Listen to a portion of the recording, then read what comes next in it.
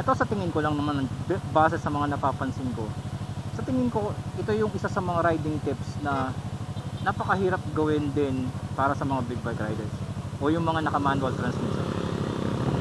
Tingnan nyo to ha, sana matraffic tayo. Uy, galaw ka na. Hindi ko gagamitin yung clutch. Hindi ako pipiga ng clutch kasi hindi naman talaga kinakailangan piga ng clutch. Kahit na nata-traffic, kahit na slow speed maneuvers, no, hindi natin kailangan pumiga ng clutch. Kinakailangan natin either there is power on or there is engine braking. Napakahalaga ng engine braking, pero marami ang hindi naniniwala doon kasi mas pinaniniwalaan nila yung sinabi ni Magellan nung siya dumating sa Cebu na ang engine braking daw ay nakakasira ng makina at ng clutch. Napakarami ng proven na mga eksperimento at mga test na based on science ang nagsasabi na hindi nakakasira ng makina at ng clutch ang engine braking. Eto, hindi ako nagka-clutch, minomodulate ko yung throttle inputs ko, binibitawan ko para meron akong engine braking to help me slow down, to modulate my speed. Power on, pag-aarangkada, power off, engine braking to modulate my speed. It helps for stability and control. Ngayon pa lang ako magka-clutch oh. Pag naramdaman ko na ako, I will go to a full stop. Pero yung nagmamaniobra ka sa slow speed traffic, clutch ka ng clutch tuwing ikaw ay pepreno, clutch ka ng clutch tuwing ikaw ay mag-slow down, dahil lamang sa tinitipid mo yung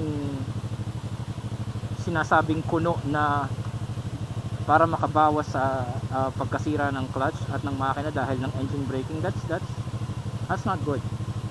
Pag nawalan ng power, pag nawalan ng drive resistance yung engine saka yung transmission, nawawalan ng stability yung motor.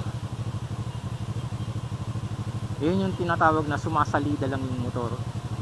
Kumbaga yung gulong, gumugulong lang siya on its own, hindi na i-influensyahan ng makina dahil naka-disengage yung clutch. Wala na akong clutch, first gear, clutchless shifting, although that's another topic. Second, I'm on third, sana mag-traffic doon. I'm on fourth, clutchless shifting pa rin. Tipid na tipid sa clutch plate, sa clutch movements. I'm slowing down using engine braking, throttle control. Okay, power on, power off, engine braking. It's helping me modulate my speed. I'm using front brakes, rear brakes.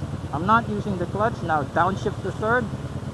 Merong drive resistance, downshift to second, my drive resistance, downshift to first, my drive shift. I'm not using the clutch. I'm gonna go to full stop.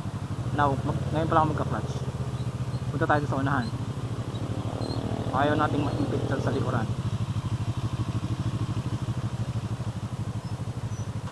Okay, now 58 seconds. I'm on first gear. I'm on the clutch. I'm on the rear brakes.